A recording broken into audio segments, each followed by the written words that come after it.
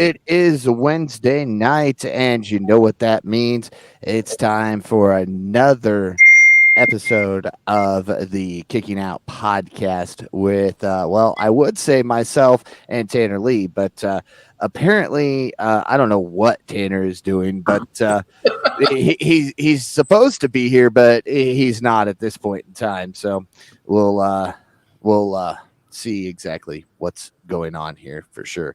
But in the meantime, you get the KOP predictions champion, Austin Shepard, and myself. I joked earlier that you had the two best KOP champions and then Shockmaster, but I didn't know that this was actually going to be the case. Well, you called him the Shockmaster. I just texted him and called him a jobber because he couldn't. Well, I think that beats me then. So, anyways, at least you got the two most knowledgeable guys. How about that? Yeah, you've got the two the two that keep passing the belt back and forth. I thought that's how this was going to go when we got that belt, is Tanner and I were going to be passing this back and forth almost every show or pay-per-view. I held it forever, and so now you and I are passing it back and forth. Yeah, and the one layup I thought I had at Forbidden Door, I got my butt kicked. Yeah. So what is this? I win the non-AEW shows, and you win the AEW shows.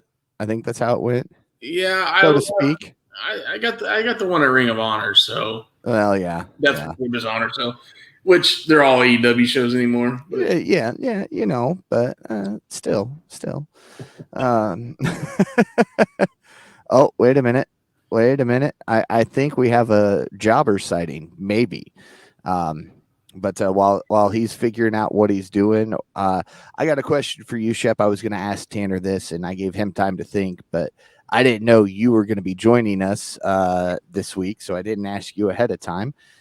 So there's been a lot of rumors of people willing to re-sign now that Vince McMahon has left the company. Who do you think are going to be some names that come back, or who are some names you want to see go back to the WWE? I mean, there's nobody in AEW television right now. I want them to go back. The big one that will hurt a little bit would be Johnny Gargano. Okay. He's a Triple H guy through and through. I feel like he bleeds Triple H. So when he's ready to come back, I think it's a no-brainer. He will go back to the WWE. That's a big one. And then the whole MJF thing, I think McMahon even came out. McMahon was an MJF fan. I don't know how Triple H stands on him when it comes to 2024, but I'm still holding strong that we're all getting worked right now with that whole deal. But the big one right now, I don't see anybody. I don't know. I saw a thing today where they're talking about Hangman is coming up in a year. He's never been there before. I don't think he would leave. Adam Cole was another one that came up. I could see him leaving because of money. But yeah, the big one that I don't see ever leaving now and coming to AEW is Johnny Gargano. He's the big one. All right. Well, now that Jobber Man's here, you want to weigh in on this topic, Tanner? Hey, happy to join you guys. You got to love technical difficulties. It's every week. I need to come up with some technical difficulty gimmick for me or something. It's the stickers on the computer. God, if that's the case, I'll take them off at this point. I don't really care. It's annoying. That's what it is. But no, to Shep's point, I think Gargano is WWE bound again. I think that'll happen. I think it's a matter of when and not if at this point. I think we'll see Wyndham Rotunda, Bray Wyatt show up again in WWE. Now, is he going to show up as the Fiend, or Bray Wyatt? I don't know. As far as AEW talent, a lot of them are locked into pretty long deals. I know Shep mentioned Adam Cole. I believe Tony Khan mentioned a few weeks ago on Busted Open. He's under contract for 5 years, and Malachi Black's under contract for 3 or 4 years. So those guys aren't going anywhere anytime soon. Doesn't mean they won't eventually go back, but at least for the time being. Hangman's an interesting one. I don't think he'd get the same push in WWE as he's getting in AEW. I know Kenny Omega's contract, which we'll talk a lot about Kenny tonight. Kenny Omega's contract's coming up, I think, in early 2023, but they can extend that due to him being off TV with injury if they want to. I think the Bucks are coming up in early 23 too. I think they extended by 2 years or so already. That or there is an option coming up. Yeah, but yeah. I could more see some guys who have never been to WWE maybe going eventually, maybe like a Ricky Starks, even though it looks like he's going to get a big push. Wardlow's always been a hot name thrown around there, but we'll see. I think we got to play it out the next couple of years with AEW and see how things stand and then go from there. What are you guys' thoughts on the chairman? Do you think he stays? Do you think he goes? He does whatever's best for his family now since he's got one on the way. Yep, I agree. And we haven't seen him on TV since the whole MJF thing. So, nope. That's kind of what made me, wonder what your thoughts were on him. How about your boys, FTR, Shep? They ain't going back. I hope not. They ain't going back. No. There's no way they could do what they're doing right now there. You mean facing ROH talent? I mean, face it, every talent everywhere.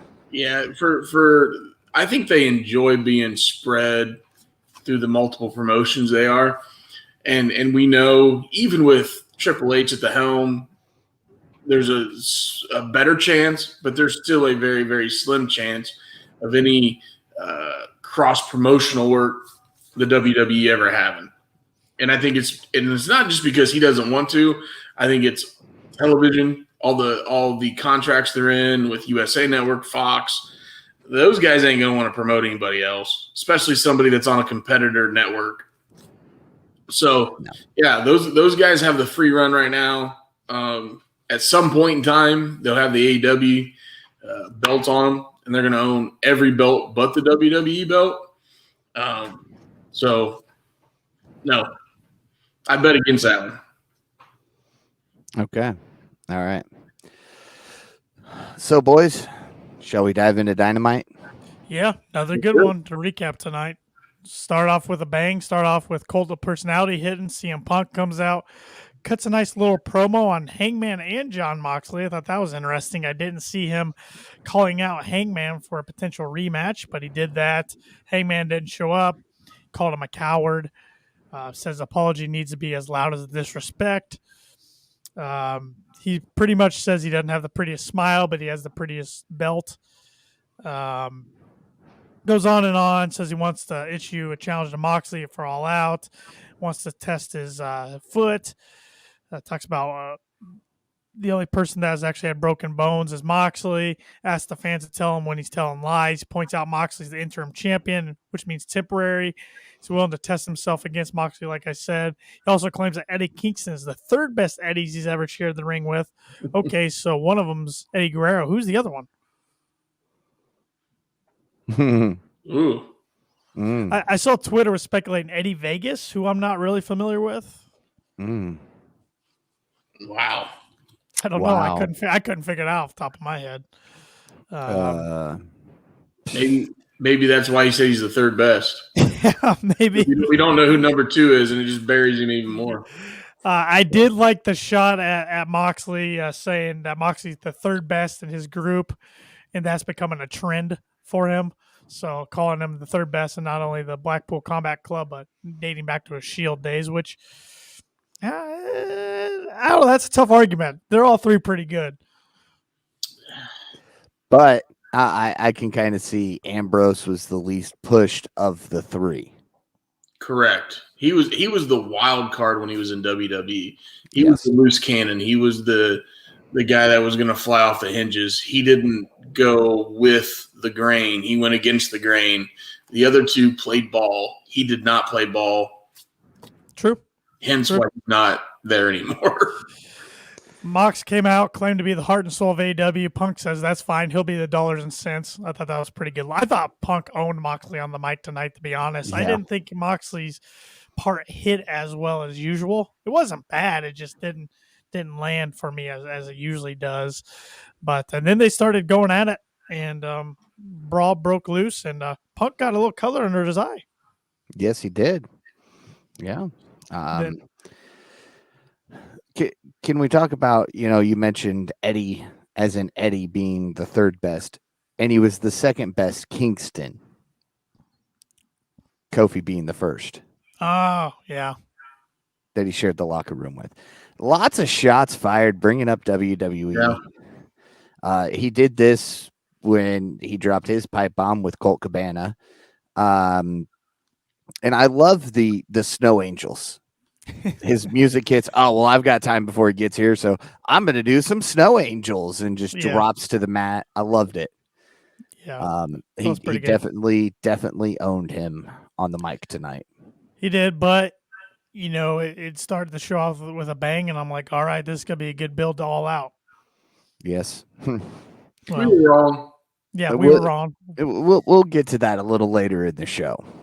Oh, yeah, it was. Yeah, I'm still scratching my head about that one, but good way to kick off the show. I was hoping this is how they would kick off the show. I was hoping it wasn't going to start with the trios or the best 2 out of 3 falls match. I wanted to start out with these two on the mic. So, yeah, hot crowd tonight too, like usual. Oh yeah. We then saw Powerhouse Hobbs backstage talking to Shivani. Says he doesn't need any friends. He isn't okay with losing like Ricky Starks. He got to parade around and hide behind his back. He was hired to make sure he stayed champion, and Starks couldn't do it. He claims he breaks necks, and he has something for the factory, too. So are they trying to push the factory as faces all of a sudden? I was thought it would be more of a face against the factory, but the factory I have zero interest in. Actually, maybe some negative number interest in. I'm right there with you. Yeah, I wasn't into them when they came out against the Nightmare Family. Now I liked that at first, and then they really screwed it up. I thought at first it was really intriguing, and then they just screwed it all up. Yeah, I thought some QT Marshall and Cody stuff was decent back in the old Daily Place days, but yes, other than that. No, okay. I was interested until Cody returned standing inside the bus as the camera's showing him standing there. QT looks at him several times and still doesn't seem to know he's in there. I mean, that was pretty bad. That lost my interest. And then the whole Agogo fiasco at Double or Nothing last year was just awful. Well, he's gone, isn't he? I haven't seen him for a while. No, he's still around. He was backstage with the factory a week or two ago on Dynamite, but I don't know if he's injured or what's going on.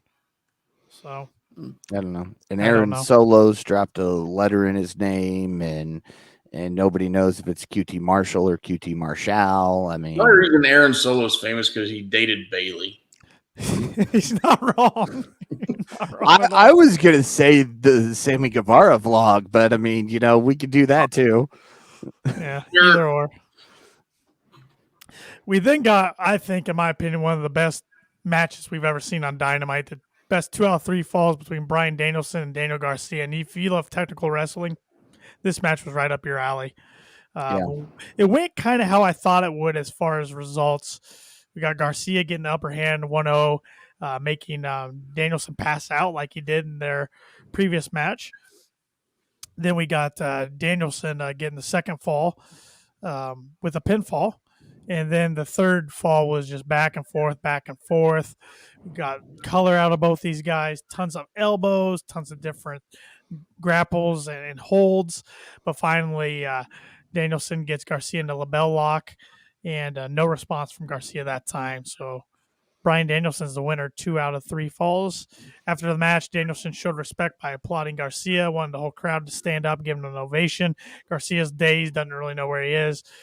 Puts his hand out to Garcia, who was considering shaking it, but Jericho left the commentary booth to jump Daniel Bryan, but Garcia pulls Jericho off and pushes Chris away, and the crowd chants, "You're a wrestler," which I thought was a great chant. Bryan Danielson. What did I say, Daniel Bryan? Yes. Yeah, I'm surprised they don't do that more often. So Oh, I know. I still do it. I'll be talking to somebody and I'm like, oh yeah, Brian Daniel showed up, or the Daniel sad Bryan, or thing is I'm reading notes and it says Brian Danielson in my mind just takes it. Daniel Bryan. But I really enjoyed that match. I thought it was one of the better ones in Dynamite history. It was a fun match. I really enjoyed it. Still a little iffy on the post segment, but It was a pay-per-view quality match that we got for free. Spoiled again. Yep. It went about 35 minutes, 40 minutes almost. It was pretty long. Yeah. It was good. And then towards the end, I thought those guys got really stiff towards each other. Those yes kicks that Daniel gave that he just kept egging on, Garcia just kept egging on. Those had some stuff behind them. Yeah. So I enjoyed that. Enjoyed the finish, and I think we could get Daniel Garcia away from the Jericho faction, and he could be just fine on his own. Well, I think they might put him in the Blackpool Combat Club. I don't want to lose. I don't want to get too crowded either. Yeah, I don't want to lose him into another faction because they already have a smaller guy in Yuta who beat Garcia, and those two had a great match at ROH in an ROH pay-per-view. So I don't know. If he can improve his mic skills, he doesn't need anybody. It's true. He's just a little weak on the mic if we want to be technical with the guy. And I think I texted you guys earlier. He might be one of my most improved of 2022 in the ring too. From when we've seen, I'm not saying he wasn't good before, but this was the best match we've seen him, whether it's on a pay-per-view or free TV. Yeah, I agree with that. You can definitely tell TK loves the guy and is giving him a push. I mean, just last year, I think this past calendar year, he's main evented more Dynamites than anybody else. Yeah. Now, he hadn't won many of those, but he usually has a great showing in defeat. So I think we're headed towards a Bryan Danielson, Chris Jericho match at All Out. I don't know if I like that. I know. I'm not sure how I feel about it either, but I think that's where we're going. Now, if we can get the Jericho performance we got last week against Mox, sign me up. Yeah. Although I feel like ever since I saw the graphic, I think maybe you sent it, Tanner, all I can think about is Danielson and Omega at Wrestle Kingdom. That's all I can think about. Yeah. So when I see a match like this tonight for free, I mean, you better give me something better at All Out because I'm paying money for All Out. It's true. True. Very true. Very true. So, I mean, I know we're not going to get Omega there, but. Right. I saw something that kind of sparked my interest. Now, of course, it was fan made, but it was Daniel Garcia and Danielson together as a tag team. Which we got that towards that end of that promo when Ricky Steamboat said, this should be his mentor, not you, Jericho. Yeah. I'd almost be okay with Danielson breaking off from the Blackpool Combat Club, mentoring him, and them going as a tag team for a little bit. Yeah. I think they'd be a dominant tag team. I kind of already miss Moxley and Danielson being just a tag team. You know how the Blackpool Combat Club formed? I was loving that. I thought that was really entertaining. We would have had that until the Punk injury. It's true. Good point. Yeah. A lot of things changed with that. Backstage, we got the World Tag Champs Swerve and Our Glory and Private Party. Private Party points out they're fifth in the rankings, but the champs tell them to respect their elders and they can learn a thing or two. Didn't really do much for me. Nope. No, I'm not huge on Private Party. I mean, I think they got a lot of potential, but I think they kind of dropped the ball with them. Yeah. They dropped the ball with him when they put him with Matt Hardy. That's just kind of my thoughts. Yeah, that did not go very well. No, it did not. We then saw Tony Nese appear for a match, which I'm like, I don't remember him being scheduled for a match, but whatever. And then Moxley reappears and attacks him from behind, gets in the ring, calls out Punk to unify the titles right now. Punk appears, but security stops him, and they get pulled apart once again. Claudio Castagnoli and Wheeler Yuta come out and calm Moxley down. So I'm like, all right, are we going to see these guys like come out 5 times tonight and just try to tear into each other? Well, can we just take a moment to appreciate how strong Claudio is? I don't think he really calmed Punk down or Moxley down. I think Moxley just realized this dude literally just picked me up and carried me like I was a baby. I'm not going to fight with him. Well, pound for pound, he's one of the strongest professional wrestlers in the world. Absolutely. Yeah. If he picked him up like a toy, threw him over his shoulder like a sack of potatoes, and said, "Okay." Yeah. Yep. And Moxley's not small. Moxley's got to be what, 210, 215 probably. Yeah. At least. So Yeah. it's not like he's Wheeler Yuta. No, No, right? that's a good point. Good yeah, point. if it was Yuta, I mean, anybody could have done that. So let's go ahead. I know it was announced later in the show, but let's go ahead since this is the last segment we saw Moxley and Punk. Let's go ahead and talk about it. Right before the main event tonight, they announced that we're going to get the title unification match next week. John Moxley, the interim champion, CM Punk, the AEW World Champion, against each other instead of at All Out. Shenanigans next week, or are we going to get the real deal? Double DQ. God, I'd hate that. You're going to get double DQ because I told Paul while we were waiting on you, about 5 minutes into the main event tonight, scrolling across the bottom, there's still a bunch of tickets left for next week. I feel like they did this to sell some tickets for next week. Oh, God, I just hope it's not the butts and seats backfire again. So, and I mean, they announced it right before that main event. Yeah. So, which they kind of hinted on it previous in the night. I don't know if it was Tony Khan or AW said look for a big announcement regarding next week's Dynamite right before the main event tonight. So I figured something was coming. I actually thought it was going to be Punk against Hangman next week. That's what I thought they were going to announce. Which I guess we could see. Hangman's not advertised for anything for All Out. Could we see him get involved in this match? Could we see a triple threat at All Out between Hangman, Moxley, and Punk? I don't want a triple threat. That's lazy. No. I don't really either. No. I also see Twitter speculating could MGF return next week and get in the mix, or cost one of the guys, probably Punk, the title. If he comes back, yeah, he's got to cost Punk the title. He can't. That's the only way it works. Well, it's in Chicago, and I can see Cleveland next week. No. Oh, Chicago. Yeah. I could see him coming in and costing Mox the title, beating Mox between now and All Out, and then taking the title off of Punk in Chicago.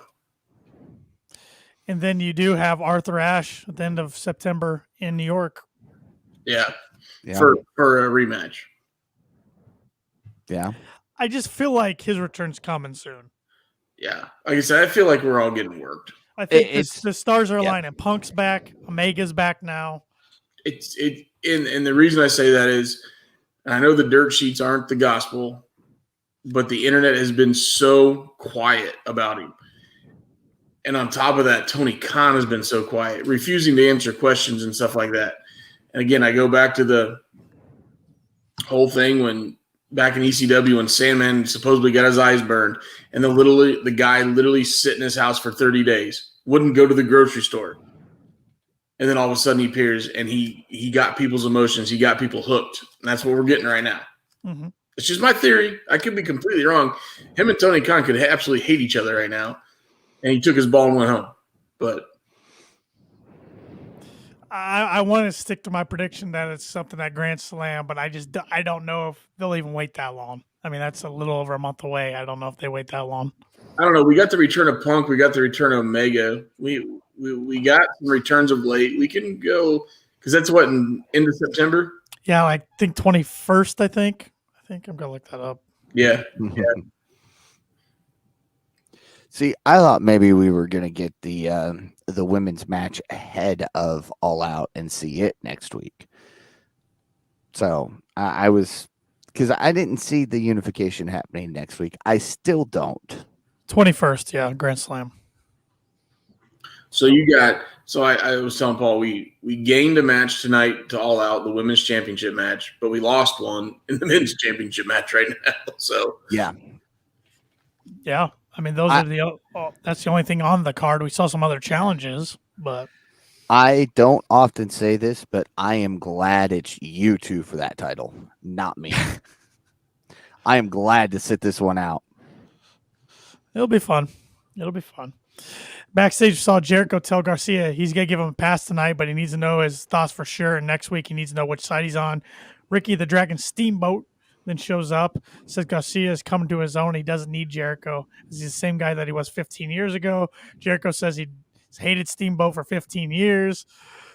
Steamboat believes Danielson is the better choice to mentor Garcia.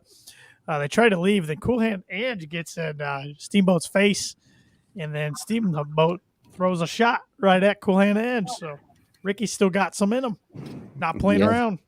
Yeah, and it was a pretty hard shot too, especially for somebody Ricky's age. Not that the man's old or anything, but between the two, took him a little while to wind up, though. It did.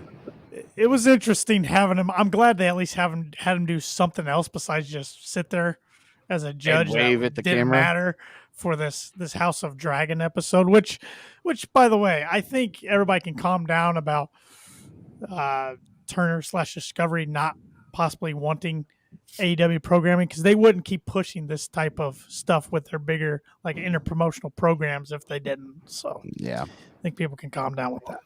Well, I know, again, it's the internet. You're never going to make the internet happy. I saw a bunch of tweets within the first 5 minutes of the show that were, can AEW not just have a normal Dynamite?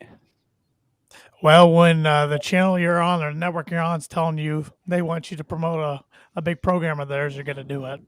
Oh, absolutely. So you don't have really much choice, especially when you're a privately owned company. So. Yeah. We then got the Varsity Blondes and the Gun Club. I kind of rolled my eyes when the Varsity Blondes came on. I remember at one time I used to like watching them, but not really anymore. This was a squash. I didn't see it being this fast of a squash, but the Gun Club squashed the Blondes. Then Billy Gunn says that's what he wants to see. He's super proud of them, claiming the best thing he's done in his career is working with them. But then we see Stokely Hathaway, Shep's favorite, come out, stand on the entrance ramp, and the Gun Club attack their father, Billy Gunn, from behind. The Acclaim hit the ring to make the save, and then they scissor each other and hug it out to reunite. Big pop. Might have been pop of the night from the crowd. It's just, you saying they scissored each other just sounds so wrong. I know you're just reading notes, but it just sounds so wrong on so many levels. Well, at least you didn't say scissor me daddy ass. I was going to, but I thought, this feels a little more natural for me this time. Yeah. Well, what did you think about this? I mean, last year we saw the Ass Boys turning their back on Big Paul White, and now they're turning their back on their dad. Nobody's safe. I think I get it. They want to get away from their dad. His past. It always happens with a legend. Yep. So they've gotten over a little bit. The Claim is really over, and so scissor me daddy ass. So. I see it all out, or a future Dynamite. We get Acclaimed and Billy Gunn versus the Ass Boys and somebody. I can see that. I can see that as a pre-show match at All Out. I was gonna say Road Dogg Jesse James, but I don't think he's coming through those AEW doors anytime soon. No, he's been a little vocal of late. Yeah, he has. He hasn't shut up. Yeah. I think the first time I ever could remember in my childhood seeing a tag team turn on their mentor was the Hardy Boys turning on P.S. Michael Hayes. Yeah. Yeah. Kind of what tonight reminded me, because you had a feeling with the camera when it zoomed in on Billy that they were gonna hit him from behind. So yeah. I kind of saw it coming, but Shep, don't let Tanner blow you crap, because Tanner's a big fan and he's been sad ever since Marco Stunt left AEW. I haven't. He has all of Marco's shirts. He's got posters of the man. He idolizes him. What shirts?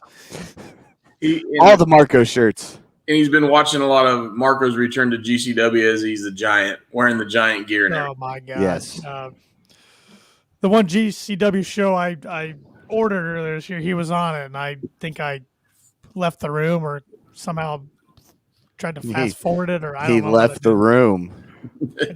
He didn't watch it. He went and made him a bologna sandwich. Oh, Yeah. there we go. He's right up there with Vince Russo in my book, which I tried to get our podcast account blocked by Vince. I don't think he did. I saw that. I tried my best last night. I saw that.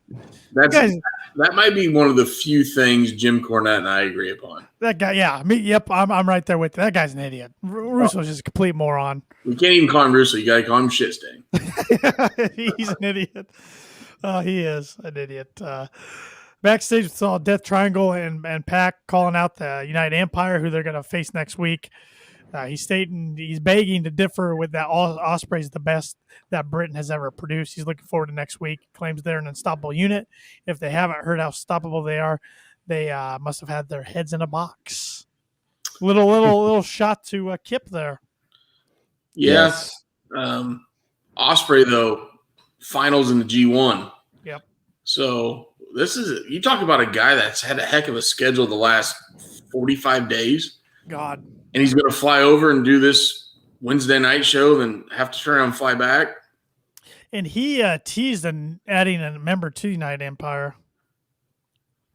Okay. I saw that on Twitter today. So. Yeah. All right. But no, yeah. That right now that should be the main event next Wednesday night. Well, it'll be the unification, but yeah, you're right. It'll be the co-main event. I could even see the unification kicking the show off. It probably will. Especially since we should get a botch at the end. Yeah, Tony's getting a lot of flack from the IWC, imagine that, for saying this is a WCW ratings move. Yeah. It could be. We'll see. Yeah, and again, I don't think it's so much as the ratings move as I kind of agree with Shep. It's let's sell some more tickets. Well, AEW usually doesn't lie to their audience very much. If they promote something, it usually happens. Yeah. So I don't know. Yeah, but again, usually they're not 7 days out and still have tickets for sale. And pretty town control because they've been to Cleveland before and done very, very well. Right. Yeah. So we then get Tarzan Boy hits. Jungle Boy comes out. He's told never to wear the T-shirt he wore recently on AEW ever again. I thought he might get a little heat backstage for wearing that, but he believes the shirt hit the nail on the head, referring to Christian. I points out Christian's done nothing about it. He will continue to push until he gets his hands on him, or he can man up and face him at all out. He says unless the shirt's right, Christian then appears, rejects the challenge, said things are getting out of hand, which shows Luchasaurus getting suspended for his actions last week. But he claims to be proud of him. He's out talking by himself when a year ago he couldn't even form a sentence. Christian said he said and did some things that he didn't mean. He wants to work on things and take Jungle Boy to the top. He says they're family and he loves them and like a son. Jungle Boy then jumps Christian, attacks him. They go back and forth a little bit. Christian really threw Jungle Boy into that guardrail. I mean, he hit his head pretty hard. I thought he might have got busted open, but he can't see with his long hair. Jungle Boy threw him against the steps. And then security came down and pulled him apart. A lot of security interference tonight. Yeah, but Christian may have thrown Jungle Boy pretty hard into the guardrail, but Jungle Boy kind of returned the favor into the steps. Now, I know the steps are a little softer, so to speak, but he didn't guard the back of his head when he did it. No. I noticed the ring barrier. He was so close to that and still got a lot of momentum. Mm-hmm. And then obviously the ring steps going to have a little bit of give, those steel steps. Yeah. That guy's so easily put up over their heads. Yeah. But obviously then with the stomp on the arm, I like the emotion. I like the realness of it. To cap off though, I would have liked him to not necessarily stomp his head, but do something with Christian's history of concussions. Let's let Jungle Boy take that step, that more aggression, instead of stomping that arm. which it did what it needed to do. You know, maybe kick his head up against the side of those steps. You know, take it a step further, I thought would have been the cherry on the top. Yeah. Yeah. And can we take a moment here to reflect on the fact that Jungle Boy called Christian a movie villain with the turtlenecks, and he's worn a turtleneck every single week since then? Oh, Christian pays attention to the littlest details. Oh, absolutely. Great heel. Straight looks like a movie villain the way he's dressed the last few weeks. And this feud has gone over the summertime. Yeah. Yes. I still kind of wish, being so close to All Out, they could have held each other apart and not touched until All Out, but I understand. I don't know what else you do because Christian's been running every week, so yeah, can't keep that going. Exactly. But I don't know. I kind of would like maybe 1 or 2 more weeks and then let them go at it, but I had no problem with it tonight. I still wish we could start calling Jungle Boy just Jack Perry. Hopefully we're getting there. You realize, Tanner, 2 weeks from now is the final Dynamite before All Out, right? Yeah, I do. Okay. Just that's why I said a week or 2. Just making sure. More so a week. We then got the only women's match of the night, but it was a better match than I anticipated. Kylan King, or attorney Kylan King, we hadn't seen her on AEW programming in a while, versus Toni Storm. But before we got to that, I forgot about this. FTR and Wardlow shown backstage with Cash Wheeler saying Wardlow didn't ask for help. They aren't going to sit down and watch anybody mess with the Pinnacle. So they're calling themselves the Pinnacle again. Wardlow claims it doesn't matter how big they are. Everyone gets powerbombed as Dax Harwood challenges Jay Lethal to a match next week. I forgot to hit on this earlier. Satnam Singh, Jay Lethal, and Sanjay Dutt challenge FTR and Wardlow to a match it all out. Give me a freaking break. This is what we're doing with the hottest tag team in the world and your TNT champion. Really? They didn't accept though, did they? Well, they kind of did in that backstage promo. Yeah. So I think that's what we're doing. It's like, okay, you know, I was hard on WWE for years not utilizing the U.S. title and especially the Intercontinental title, right? I got to be hard on AEW right now not utilizing the TNT title correctly for months. Well, you're not going to use the TNT title correctly. You're not going to use the ROH tag titles correctly. You're not going to use the IWGP tag team titles correctly when they're in your possession. You're not going to use the AAA tag team titles when they're in your possession correctly. Yeah, I don't like this. No, I don't like it at all. I don't like Satnam Singh. I've been pretty vocal about that. Yeah. Lethal. I like Lethal. I think Lethal's fantastic, but I feel like this trio and this only part of ROH we ever see on television besides Claudio, it just feels minor league to me. Yeah. It doesn't even feel like it should be on Dynamite, and that's what we're doing with 3 of your hottest talents in the company. You couldn't do anything better. I don't like it, because then that tells me Swerve and Keith Lee aren't. I thought maybe FTR against Swerve and Keith Lee at All Out would have been good, but we're not getting that. Well, I thought that's what we were going to get, but Grand Slam. I get that, but I mean, you got to save some stuff. But All Out's supposedly your biggest show or second biggest show of the year, and who you going to put it? Who you going to put with Swerve and Keith Lee, whatever, the Holy Swerve or Swerve All In or whatever the hell they're called? Swerve in our glory. There you go. Amen. Hallelujah. I guess Private Party, but really? Yeah, they should squash them next week. That's like a Rampage match. That's why we're getting it on Rampage, Tanner. Jeez, pay attention here. They throw so many matches at us. Yeah. I would have said a hell of a tag team match would have been at All Out. Would have been Roosh and Dragon Lee, but we'll get to that later too. I could get on board if it's the Acclaimed. Yeah, but I think the Acclaimed are going to have something to do with the Gun Club. Again, still, yeah. Well, I don't know.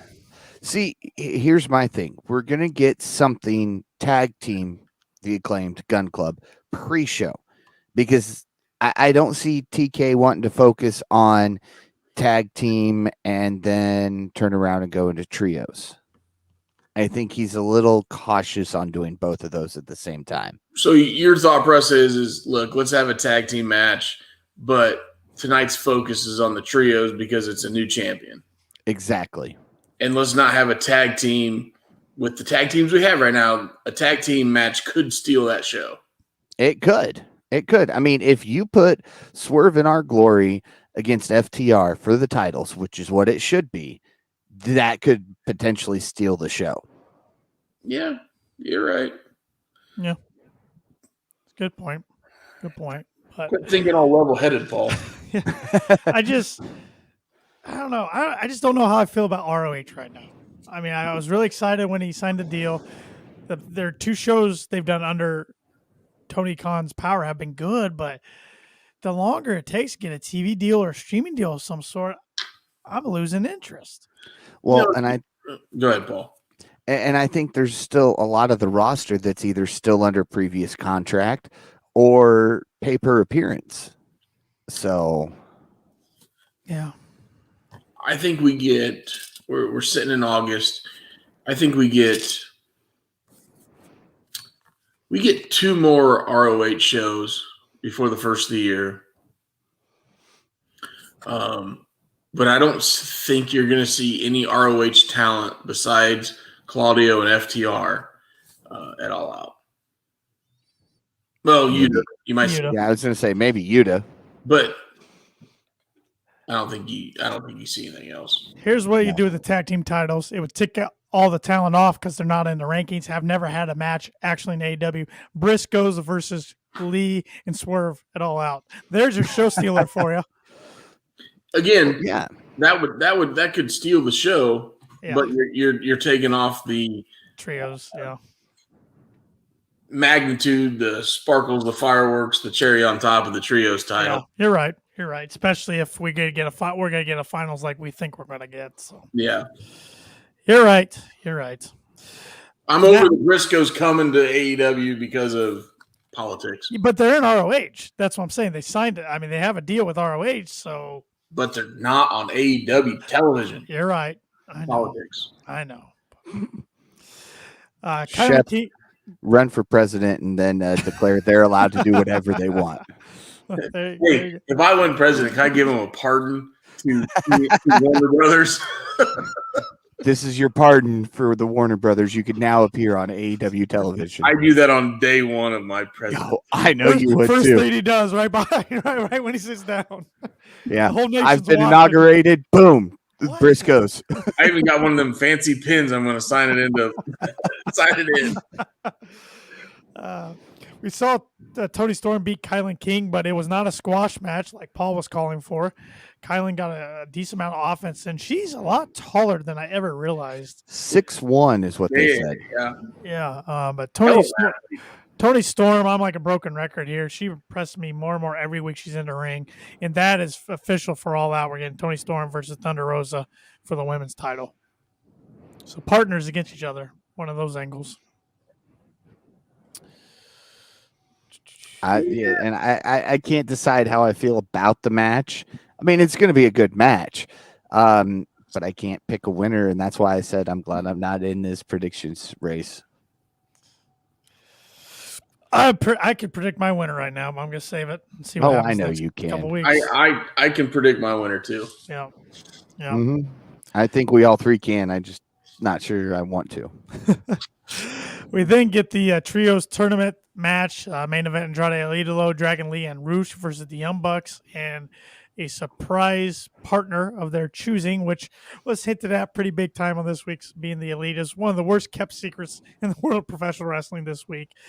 That is finally the return of the one Kenneth Omega. Kenneth. I'm calling him by his full name, Kenneth. Wow. Although I liked Cutler giving Roberts the paper. Yeah, I like Cutler taking it, like bringing the zipper down, like he's getting ready for action. I did like that. Yeah, that was pretty good. And and Kenny got a great pop. He deserved it. He knew the crowd was gonna be hyped when he came back, and it was good to hear that. Good to hear his interest music again. He comes out, and Callis was with him. I kind of rolled my eyes on that, but a different Callis tonight. Kind of more of a face Callis on commentary, which was weird. Which he's got to be right now. You're right. Oh yeah, he's got to be right. So Omega's shoulder brace, work or shoot? Yes. It was a shoot. Halfway through, he hated it and took it off. I know. I still think he's still not 100% in the shoulder, though, so it was kind of there. But I think, like you said, Shep, he just got to the point he couldn't wrestle with it on and just took it off. He was a little rusty tonight. He tried to do that spot that does the kind of somersault and get back on his feet, and he even laughed. You could tell he botched that. But I think most of the match, for instance, his knee, I think that was all the work. I think he's working everybody. He wants you to think he's not 100%. That's part of the story he's telling. Yeah. The only thing I thought when he finally got that brace off of him, I figured he'd rip the compression shirt off because he still looked jacked underneath. Yep. So obviously the dude's in shape. Yep. Oh yeah. But I mean, he did have. I think they confirmed he at least had one surgery on that one shoulder, right? At least yes. I think he had shoulder. I think he had some with his knee. I think he had that hernia. He had vertigo, which I don't think he had a procedure for. But I mean, he had so many things. He had a laundry list of things. That's why it took him forever to come back. Because at the start, I thought it was both shoulders are just toast, but they confirmed like he only had surgery on one. Yeah, it was.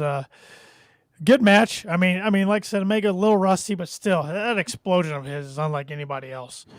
The Young Bucks were good tonight. All three of the opposition was good. Andrade, Dragon Lee, and Roosh. I mean, all three of those guys can go. So very fun trios match. Of course, the Elite go out on top at the end after Kenny hits a V-trigger, then a one-wing angel, which took him forever to get Dragon Lee up. I couldn't tell if Dragon Lee was actually out cold or not. Yeah. Struggled. We have a comment here on YouTube from Byron Cutler. Can you say Kenny by God Omega? True that. Right. I didn't realize until tonight how much I missed seeing a Snapdragon suplex on television. Oh, I know. Smooth, quick, tight, snaps the hips. So if we can give one little criticism, and I'll be the jerk, but Knox, the official, he sucks. Oh my God. Obviously, like we even when it's a tag team and all of a sudden the rules just go outside the window. Obviously, when it comes to trios, the rules go out the window twice. He sucks. He stands there. Actually, he's quite comical. It's his gimmick now. It's his gimmick, honestly. You chuckle out of the guy, but it's just like. Did you guys ever watch BTE before AEW? Yeah. Yes. They had a lot of run-ins with Knox, and he did the exact same thing on the Indies. So especially at PWG. Yeah. Oh yeah, and they absolutely hated him, but it was great watching him walk up and offer him a contract. So, I mean, it's just kind of who he is, I think, and we'll never see that go away. We got to talk about the crazy spot of the night with the Dragon Lee doing the tope suicida out of the ring over to the damn barricade, taking Omega out, both of them doing a flip. I'm like, oh my God. Well, they tried to pull the barricade out to give more room so they didn't hit the fans. The fans screwed it up. Yeah. I mean, I thought that's up with Ray Phoenix and Darby Allin type stuff there. Yeah. Can I get a Dragon Lee Ray Phoenix match? Ooh, that'd be fun. Who can fly the farthest? The Elite get the win. Post-match, Andrade drops Dragon Lee with a hammerlock DDT, which led to them ripping his mask off, and then the show went off the air with the Elite. It looked like trying to go back to the ring. So at the end of the match, Omega and Dragon Lee had a moment that the camera zoomed in on, where a lot of respect was shown between the two. They darn near hugged, and then Omega rolled out of the ring, and which I thought was weird because usually you win the match, the losers roll out of the ring, you got it to yourself, but they gave the ring to them, so you almost felt like, hey, something's going to happen, and then you saw the camera was still zoomed in, and Andrade was undoing the back of the mask. Yep. So you're like, why would he undo the back of the mask? Just to give the guy a hug, you're not going to do that. You're not going to, I don't know, kind of anticlimactic because you knew something was going to happen. I think I chalked that one up as an error on production. They should have cut the camera away when Andrade was undoing the mask. because that was a tipping point. Something was going to happen. Mhm. So, but yeah, good show again. I mean, it's a couple solid weeks. We're getting a good build all out. Got a couple matches on the card, starting to get good direction for a couple more. So, what was your guys' rating for tonight's show? Go for it, Paul. Yeah, Paulie, lead us off. Oh man, I'm gonna give it an 8.1. Solid. I think I gave last week's show an 8.1, and last week's show was awesome. This week's show was good, so I'm going 7.8. Didn't I go into nines last week, Shep? You loved. I went 9-1 last week. Yeah, you were stoked last week. I enjoyed the nights, not quite that much, but I am going higher than you guys. I'm going 8.5. So another high score for me. I've been pretty pleased with these shows lately. I probably would have gone 8.5 if they would have found a way to like have Justin Roberts list off all the great things Kenny Omega did apart from the championship section. That was a long list though. Yes, and then just go, and he's better than you, and he knows it. Hailing from North Carolina, going then into the rest of it, just to throw something in there to kind of throw everybody off. Like, wait, maybe it's not Kenny. But my two biggest gripes with the show, of course, it's a gripe of mine a lot, is not enough featured women, whether it was backstage or another match. They could have had another match in there somewhere. And then just the whole Satnam Singh, Sanjay Dutt, Jay Lethal challenging FTR and Wardlow. I just think it's ridiculous. Three of your hottest stars in the company and coming out double or nothing at least, and this is what you're doing with them. Yep. Not a fan. But all right, wrestler of the night, Shep's turn to go first. Wrestler of the night, I'm going. It's a tough one. I want to. I mean, I know the easy way, but I think this is more of a sleeper. I'm going Dragon Lee. Oh, that was not who I thought you were going to pick. All right. Tanner, you go ahead. Part of me wants to take the easy route here, but I'll save that for the real jobber of the podcast, the Brooklyn Brawler. I'm going with the guy in a losing effort, but I'm going Daniel Garcia. Dang it! I should have gone second. Yeah, I wanted to go Garcia. I like Garcia. I liked Garcia already coming tonight, and I came out tonight becoming an even bigger fan of Daniel Garcia, and I'm ready to see what else he can do. Yeah. Well, I guess I really don't have a choice then, do I?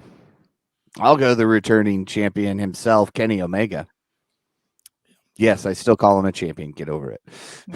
I was going to say something, but it's hard to bypass Danielson, though. I know. I mean, yes. Yes. If Tanner wouldn't have picked Garcia, I probably could have picked Danielson, but I didn't even want to be in the same match as Tanner. All right. Aggressive. That is aggressive. I like it, though. Brawler's getting pumped up there. Trying to work up to the mid-card. Oh. Hey, I'm number 2 in the rankings. Thank you. Yeah, get in the back of the line. But no, Danielson, I figured he was going to get the win tonight, but I liked how Garcia definitely didn't look weak. I mean, no, he did not. He fought to the bitter end. So, yeah, a lot of good stuff on tonight's show. And of course, honorable mention to Ricky Steamboat. Yep. Hell of a chop. So, okay, say we don't get shenanigans for whatever reason next week. Who comes out victorious, Punk or Moxley? Yep. Same answer I have. So, we'll let the champion pick here. Did we ever get, and I can't remember, did we ever get a Punk Ambrose match at all? I think we did. Let me see it. I'll look it up here. I don't know. Well, while you're looking it up, I mean, it looks like we did on SmackDown December 6th, 2013, and Raw December 9th, 2013. Imagine that, back-to-back shows, same match. And did Punk win? Yes. Okay, so you could go Moxley wins, and then Punk says, "Hey, look, best out 2 out of 3." I think Punk wins because I think before he got injured, we were in for kind of his own version of the AEW Summer of Punk. I know Moxley didn't get his big title run with fans because he carried it during the pandemic 2020, but he's kind of got a taste of it the last couple months. The only thing I thought we would get a Punk run because I really wanted Punk run to end first of the year, and I wanted to go into Wrestle Kingdom. I want to see Punk over in Japan. We've seen Moxley over in Japan. We probably will get Moxley at Wrestle Kingdom. Now we're going to get Omega and maybe Brian. I mean, you just show those 4 guys in there. I mean, as long as the story builds up, it could be. I mean, I think the Tokyo Dome holds 50, 60,000 people. It's amazing. It's old school. I mean, the white folding chairs old school, but and God, could you imagine the rubber match at the Tokyo Dome? It'd be epic. Well, I think Meltzer this week said that AEW is going to have some talents over for Wrestle Kingdom come January, but he didn't know who. So thanks, Uncle Dave. Yeah, to make his bold statement. Yeah. He said some interesting ones as of late. That's for sure. Like always. No, but I mean, if you're going to actually have a finish the next week, you're going to have a. The only thing I can think of is Punk wins, and all of a sudden MJF shows up and gets involved towards All Out. Only thing I can think of. And I have not seen anything about ticket sales for All Out. I'm sure they haven't brought it up, so I'm sure they're going good. Yeah, I think they're either sold out or really close to being sold out. Usually what they'll do the week of is add 200 to 300 more seats or whatever.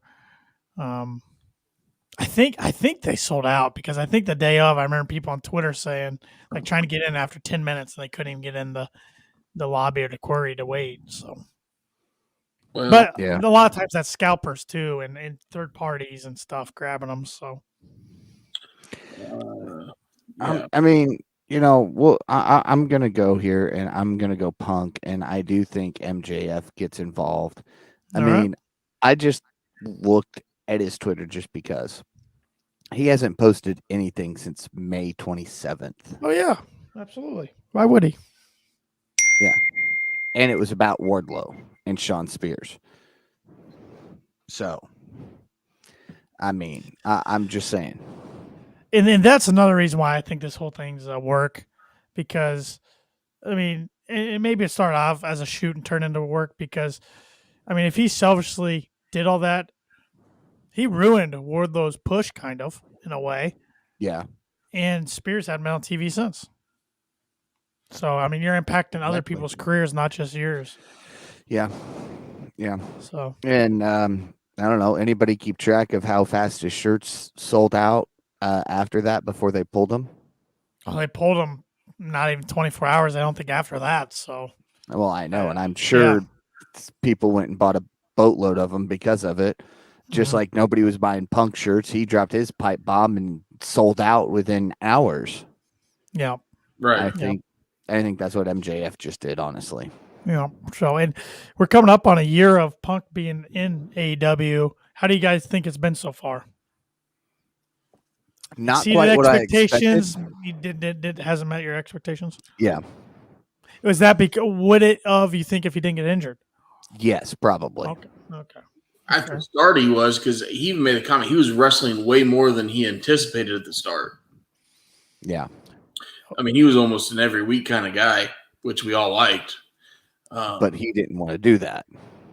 At the start, he didn't, but I think he got back into, oh my God, I can do this and only have to work 1 day a week. Yeah. Where when he was with the other company, he was working, he had to work Thursday, Friday, Saturday, Sunday, Monday, get Tuesday, Wednesday off and do it over again. Now he just worked Wednesday. Yep. Maybe occasional Friday. And he had to work with Ryback. Just saying. We're not going to talk about Cryback. Calm down, Tanner. And just to let you know, ticket sales are going good. if you wanted to sit in the upper section of the Hoffman Estates arena, or the Now Arena in Hoffman. Now Arena used to be Sears, yeah. Yeah, Hoffman Estates. Second section, row 1, you're going to pay $6.10 a ticket. Wow. It's got to be close to a sellout. Yeah. If you're going to pay that. That's on StubHub. They should have ran this at a bigger venue. I've been saying that for a month. Well, do you do that because you kind of ruined it with Forbidden Door at the United Center? That's true. It's true. You don't want to overrun that. So I don't know, but obviously they're not scared of Chicago market. Hey, freaking run at Wrigley Field. Yeah. They probably could. I think someday they will. I think that, I mean, I'd love to have I know you're messing with the Piper having it outdoors and the weather and in the Midwest, but I mean, it could easily be 85 and sunny that day with the breeze off the lake. God, run it in Wrigley Field, but they could do some at Soldier Field because the Bears probably aren't going to be playing there too much longer. So, well, no, they're going to get the Taj Mahal of Arlington Heights of everything, but yeah, that's a whole nother topic. But you know, besides Grand Slam, we keep forgetting October. We're going to get 2 big shows in Toronto. Canadian debuts before Full Gear in November, so those will be big. Yeah, we don't know where Full Gear is going to be yet. I'm as Shep. I understand where you came from for last week, or for next week, that they were trying to put butts in seats. But I'm looking at ticket sales for next week, and there's not as much open as you would think. Really, it's all like the higher up sections. That's it. But they could have sold some tonight. Literally, they could have. I mean, they could have. Yeah, that announcement was almost 2 hours ago. Yeah. Very true. Very true.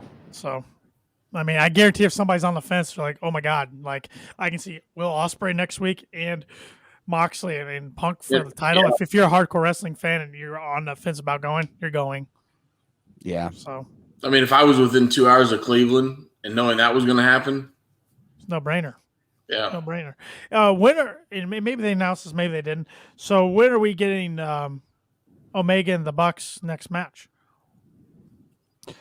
Ooh, I don't. Well, we gotta wait because they're gonna face the winners of Death Triangle and United Empire. It'll be the Dynamite before All Out.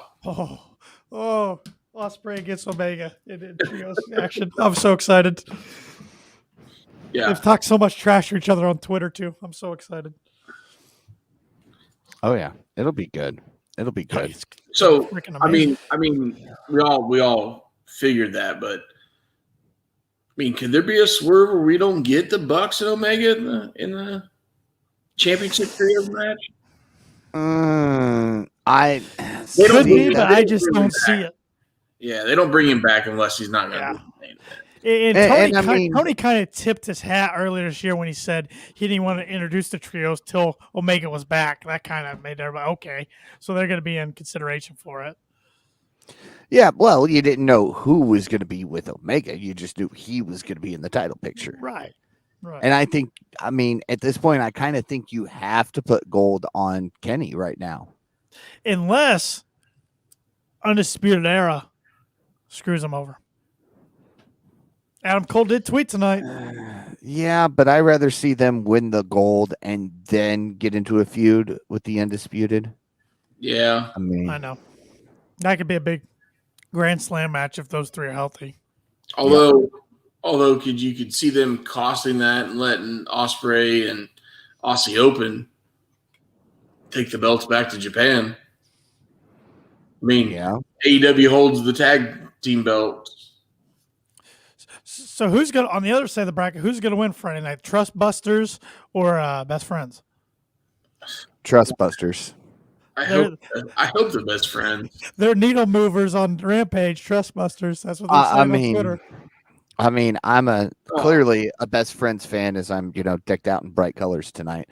But I don't see how they pull it off. You think Trust Busters win, huh? Yeah. Hey, if I'm wrong, I'll gladly take it. All right, because Paul wasn't here when we discussed this last week, and I know we're going to be wrapping up here, but House of Black or Dark Dark Order. Order. Yeah, Dark Order. House of Black. Really? You think House of Black goes over? Yeah, I do. Even with Hangman in the corner. Yeah. I think Miro screws them over. Okay. That's how we get Miro and Malachi all out. All right. Or Miro, Sting, and Darby screw them over.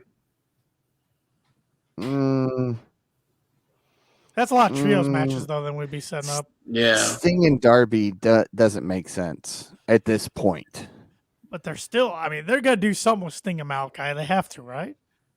They're always getting these face-offs. Sting only did a 2-year deal, right? We're coming up on 2 years. He's having the time of his life, though. He's jumping off everything he can jump off of. So he's giving us heart attacks. Yeah, I'm glad he's having the time of his life, but I'm almost over the guy. But yeah, it's hard to say about a legend, a Hall of Famer that he is. At least he hasn't passed out twice in the match. He was hung over, Tanner. Come on. I don't care what he was. I mean, he came out and said, "Look, I should drink more water than beer before my match." He also said he wished he wouldn't have come out and said it was his last match. So the guy obviously wants to wrestle more. He made so much damn money, he didn't know what to do with it. Yeah. Although I saw that DDP came out and said Conrad approached him and said, "Hey, after Ric Flair's last match, let's do a weekend where we do a DDP last match." So Conrad's kind of preying on these legends, and DDP shot him down. And DDP's in way better shape than Flair. Okay, I got it. Flair's real last match, Nick Gage death match. Oh, literally death He'll match. die. He'll die. Oh. I mean, I don't know if we talked about this, but I mean the roast of Ric Flair. Did you guys watch any of that? I didn't get to see the whole thing. I saw some bits and pieces. Holy shnikes. That roast was ridiculous. The stuff that was said of that roast would make Snoop Dogg blush. That way.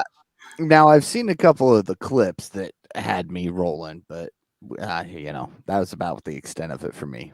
I mean, I think Conrad throwing that Starcast weekend, I think Conrad did he did really good business. So. Yes. Juggernaut 097 on YouTube saying yes, a 2-year deal, referring to Sting. Yeah. Okay.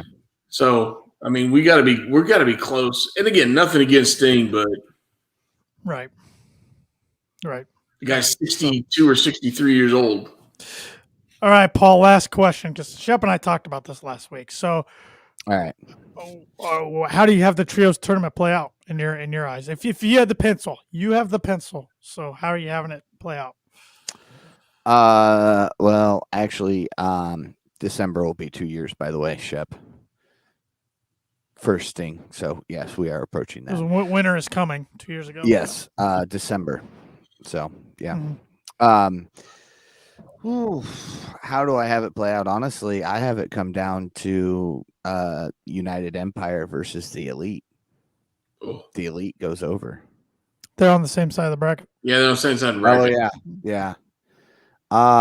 There for a second, then I realized yeah, we're probably going to get that anyways on the road. Well, we're going to get that on the road to it. We'll get that on free TV. Yeah. Thank you, Tony Khan. Oh, leave it to Tony Khan for that. And then I guess I need to go refresh myself real quick on the bracket. Well, you said House of Black over Dark Order. You said Trust Busters. So there's Trust Busters and House of Black on your side. And either. All right. So it'll come down to, man. Juggernaut has Elite versus House of Black. That'd be good. I think that's what it's going to come down to. I think that's exactly what it'll come down to is the Elite versus the House of Black as I'm looking at this. I'm still going Elite versus Dark Order. You think so? I don't think it's got great pop, so to speak, but the storyline, just the story. Yeah. Especially if Hangman gets involved somehow.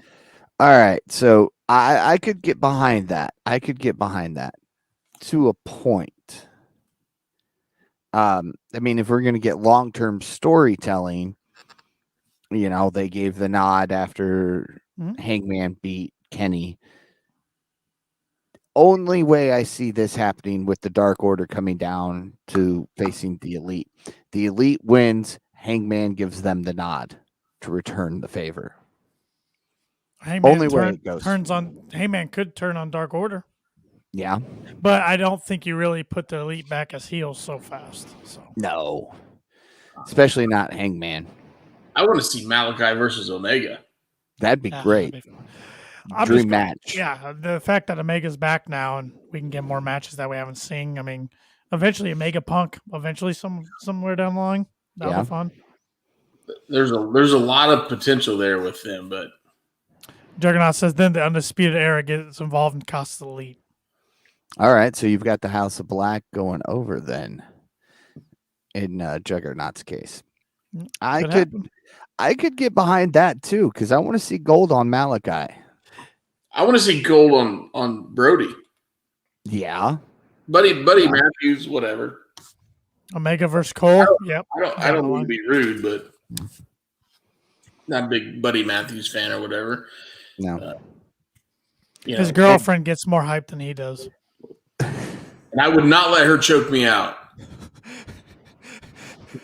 I don't know if you would have a chance against her, Chef. No offense, but she's pretty badass.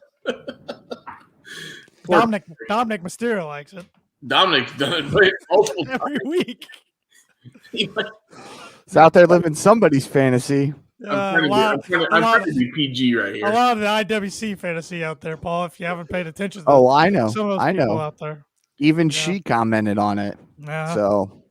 No, but I think Malachi for Brody King's got to be one of the best best big man moving, and right up there with Keith Lee. Yeah, like his athleticism just through the roof. Yeah, and the dude is a monster. As somebody who is about 8 feet away from him, max, the dude is huge. I think is he built at 6'7"? Yeah. And at some point, somebody got it wrong and said he was 6'4". I went, I'm 6'4". Dude's taller than me. Well, if you're 6'4", then I'm like 6'2". Good Lord. And Tanner's 5'10". Hey, I have 5'9", so get off my back. I'm 6'4". That's according to the doctors. Thank you very much. Jeez. Okay. Yeah. What doctor are you seeing? All sorts of different ones. I've been 6'4" since I was like 20. Unless I'm shrinking, which is possible. All right. Any closing thoughts? Great episode of Dynamite. It's going to be a great road to All Out. I'm going to get to kick back and actually enjoy the pay-per-view and not have to worry about making predictions. So it's going to be nice. I mean, a little bit of story building we got tonight. I think I text you guys. I always kind of complain about let's build this pay-per-view being one of the biggest of the years. But I think with some of the returns we're going to get, it's going to be a darn good pay-per-view.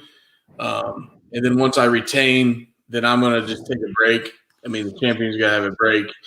We're doing a little vacation in September. I got to worry about fantasy football starting and stuff. So, we're going to go a little vacation with the belt just sitting right there.